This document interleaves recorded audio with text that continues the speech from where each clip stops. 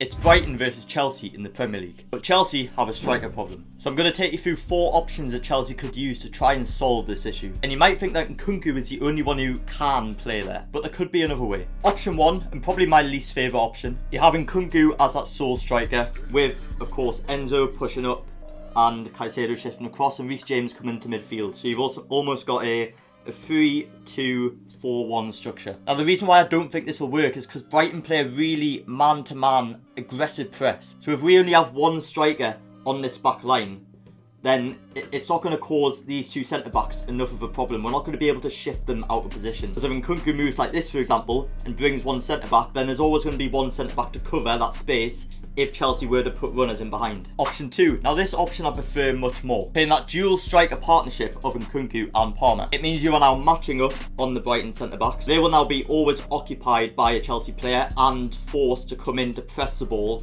if they get on it. Now of course Chelsea tried this in the last game, and Chelsea tried to utilise that space in behind with more central runs from midfield. But Chelsea need to approach this one differently. We need those inverted winger runs instead. Now why do I say this? Firstly, because it's simple. The wingers are quicker than the centre midfielders, so in a foot race against full-backs and centre-backs, they will get the better. Secondly, if you bring a centre midfielder up to do that job, and straight away if you lose the ball, we are already exposed.